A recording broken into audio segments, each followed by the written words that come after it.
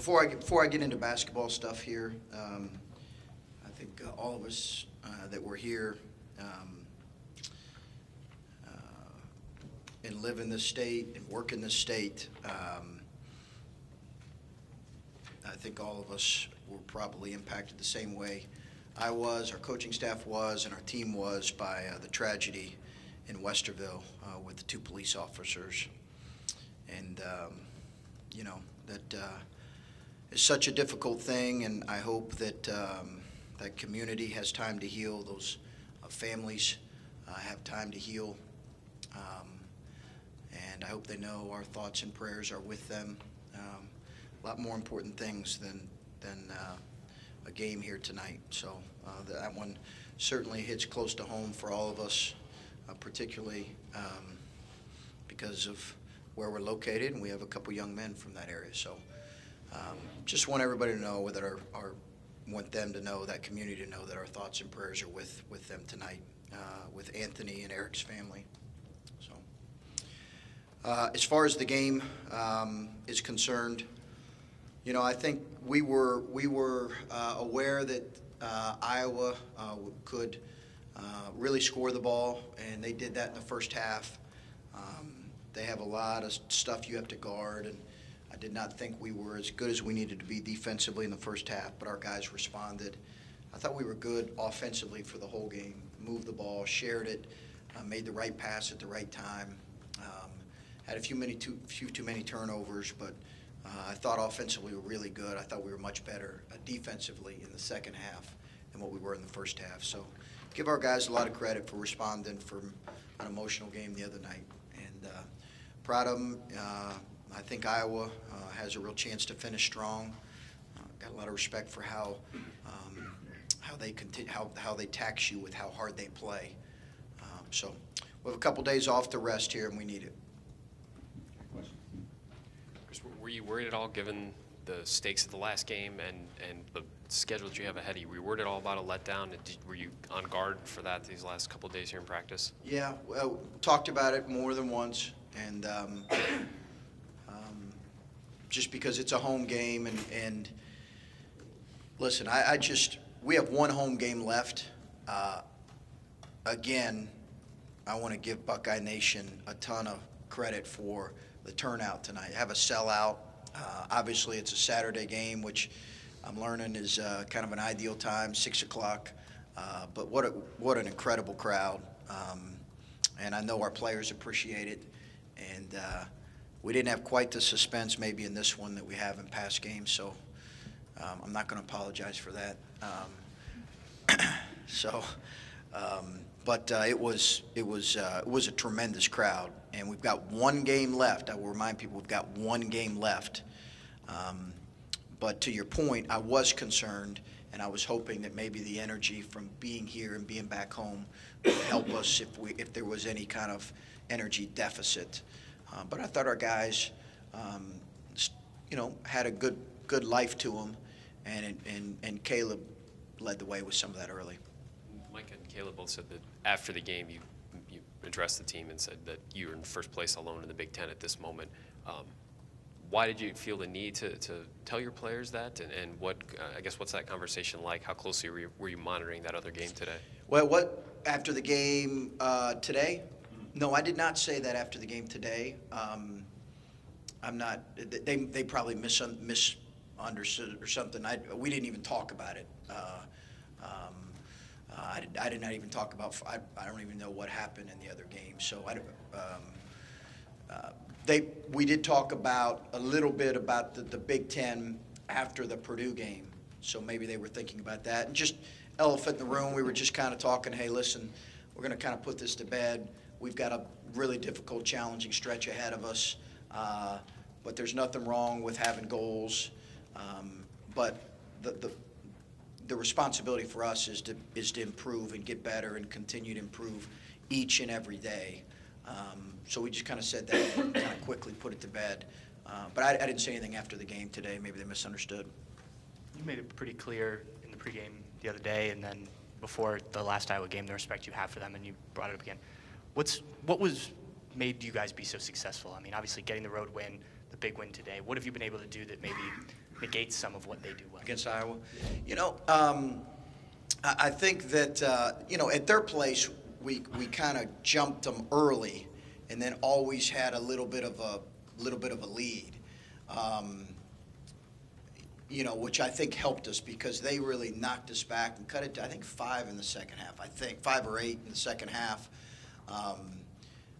which that was important, though. Kind of always have it within a 2 or 3 possession game at their place because it's a hard place to play. I think we all know that. That's a hard place to play. But, I think today we really shot it well today. And I think that we haven't always shot it that well, but we 9 of 22 from the three-point line, which was really good. Our guys seem to have good. I give Quadrian Banks, our strength coach, and Jeff, our training staff, a lot of credit for getting our guys fresh and ready to go. But I don't know if there's any specific thing tactically we did. We just were able to, in both games, we were able to make some shots. Coach, I asked the guys about this. What does it say about the resolve and the heart of this team, too? I mean, you guys had a lot going on tonight in the game, both on and off the court. Yeah. You mentioned, with what happened in Westerville, you guys wearing the equality shirts for the game for Black History Month, and then, with the quick turnaround after a hard-fought game at Purdue. I mean, what does it say about the resolve and heart of this team to put all those distractions aside and just be able to focus on this game and be able to beat what you consider a really good Iowa team that just took Michigan State down to the nail the other day? Well, that was the charge we put in front of them because there was a lot going on with a great crowd. People knew it was going to be sold out. Sometimes you have to play with more poise and concentration at home when you have a great crowd than you do on the road. Sometimes that's required of you. And we talked about that. Playing at home in front of a great crowd doesn't guarantee us a stop or an extra point. I thought the shirts, the equality shirts, was Scooney and I had talked about that. I thought it was a great idea. Just to recognize Black History Month. One of the things we talked about as a team here is it's one of the really, really powerful things with team sports is that you have a chance to have lifelong friendships with people from all different backgrounds, all different races, and it's a powerful thing. And some of my closest friends in coaching are guys that I went to battle with from all different backgrounds and all different races, and they'll have that for the rest of their life, and team sports allows that to happen. So we just want to acknowledge that and acknowledge Black History Month. But I was pleased that our guys were able to focus on the task at hand, and we talked about that and challenged them with that at shoot-around, that, hey, don't worry about tickets for your friends or let's focus on doing your job. And then just really quickly, can you take us through what happened there with CJ there in the second half? Cramps again. Yeah, leg cramps again. So we got to continue to address that. And we might have to actually have someone watch him drink Pedialyte on a regular basis because he can be a little sneaky with that. He apparently doesn't like the taste of it, but when I was raising my daughter, I had to watch her eat things and drink things, and we might have to do that with CJ. Coach, you mentioned needing rest. How important was it in the last 5-10 minutes of the game to get Kada and Jay Sean, some of those guys out, and moving forward, how important was that? I think they certainly could have went longer, but I think it's nice to be able to get them a little bit of rest, and because of it probably would have been more important if we were playing on Tuesday or something. But they'll have a chance to. I was okay if they were going to play longer, but it was nice to be able to get some other guys and see some other guys in there. And your walk-ons work really hard to help you prepare your team in scouting, and you love to be able to at least give them some game action at some point, and that was cool to see. And typically those guys aren't too shy getting up shots when they get in there, so that was the case again today. Coach, I know you always have the blinders on. You don't come up for air during the season. You're 22-5. Will you just take a few minutes the next day or so, and are you still sort of just stay in the moment kind of thing. You're 22-5. Yeah. Sounds nice. Sounds nice. Were we 5-3 at one point? Yeah. I haven't been a part of a run like this. Had some great runs, and my second year or third year at Gardner Webb, I think we won 12 out of 13 in league play. Yeah, it's really special. But we'll probably wait until after the season to think too much about that. Do you think your team's developing any swagger or just becoming more Yeah. at ease with winning? I think both. I think some of the close games we had, Nebraska at home, we certainly could have lost that, right? Down late in that one. Illinois down 4-6 late in that one. Obviously Purdue down a lot, but down in the second half. Those games where you're down late, in tight games at home, and then down on the road, they are great benefits to understanding what is required in those moments to help you win games. And it's poise, and it's trusting each other, and it's digging in a little bit harder, and it's making sure you stay in the moment, and then it's making sure you're not ever afraid to lose, and you play with courage. And I think our guys have grown from those experiences where we were really tested. Chris, I know you had some important recruits in the building. You can't talk about those guys specifically, but to win how you won, to position yourselves where you did in the Big Ten and have the first sellout in 4 years, you're selling your vision for the program. I mean, was a day like today for recruiting purposes? I think so. I mean, how can you not want to be a part of something like this? And there's a lot of other, great places. I'm not saying we're the only great place, but I just think this is, hopefully they did catch just a glimpse of what we hope to be. And the exciting thing is we have opportunity in front of us with who we're graduating, and kind of the roster rebuild that we're going to have to undertake here in the next couple years. But we've got a fan base that's really embraced this group, and we have, I love the fact that our recruits got a chance to see too how some of our older guys conduct themselves and play, because I think that's a great example. But yeah, I mean, how could you not want to be a part of this? I hope they see this and really do. Obviously, the guys know you were picked 11th before the year's come up. I don't know if you've been asked this or not, but when you found out before the season you were picked 11th, were you like, that's outrageous? Or did you think, that sounds about right? Yeah. I think I was trying to take a wait-and-see approach. I did feel like, first of all, I didn't have a great feel for the Big Ten, not having coached in it, and what the other teams had back. So I was more or less trusting the experts. Don't do that. Yeah. By the way, some of us picked us lower than 11th too. But listen, there were plenty of question marks about us as a group. New coach, new system.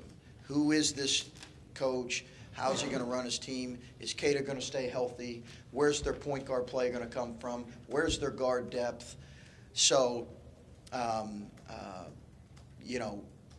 having struggling last year in Big Ten play, so I really understood it. I wasn't angry. I understood it. It made sense to me in a lot of ways. I mean, there's a lot of smart people who follow basketball, and we're all kind of in a consensus on that in one way or the other between 11th and 13th. So, I think I didn't look at it like, well, we're going to show you.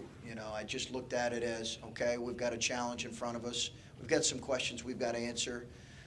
Anytime you're a team in that position or you're a coach in that position, you're just saying, okay, let's hopefully we can prove ourselves, each time out. Obviously, your next game is Penn State. Yeah. They came in here and handed you guys the only Big Ten defeat. Do you play that up any sort of revenge in the next few days? Do you steer away from that? I'm just curious how you kind of handle those situations. Well, we're going to have to be really, really good. I think Penn State's, maybe it's just, I think they're really good. I think they're really talented. I think they have multiple NBA players on their roster right now. And I think our guys recognize that they took it to us pretty good in the first half. You know, I look back and I'm sure I'm going to watch it again and say, you know, there are certain games that I have saved on my computer.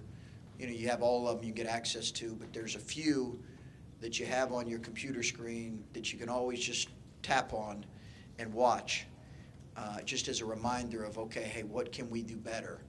And that's one of them.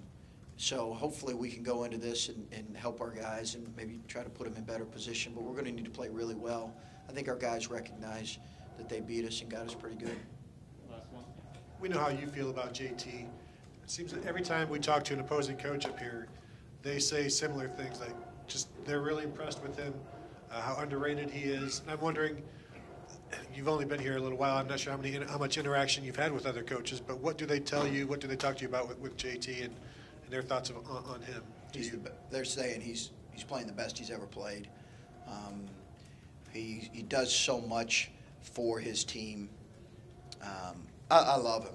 You know, I love him. I mean, obviously I love Kate. I love all of our guys, but I can't say enough. Listen, if this doesn't encapsulate who Jayshawn Tate is, Keita Bates-Diop has 35 the other night against Illinois. There's a clip at the end of the game where Jayshawn Tate is bear hugging him with a huge, and I don't know what JT had in that game in terms of points and things, but bear hugging him with a huge grin on his face. And if that doesn't speak to who that young man is and what he really cares about, all he cares about is he's rooting for he's so excited that his teammate had the kind of night he had. And in a day and age when you can be, you know, he could maybe be a little bit envious of Keita busting onto the scene. I mean, I haven't caught wind of that one time. Now maybe he's going back to his apartment and saying, man, I wish Coach would run more stuff for me. But I don't think he is. I think he's completely, that's who he is. It was the most genuine moment and said so much about Jayshawn and what he cares about. The fact that all he cares about is winning, and he really loves the fact that his teammate had a big night. And it was just another visible reminder to me of who he is.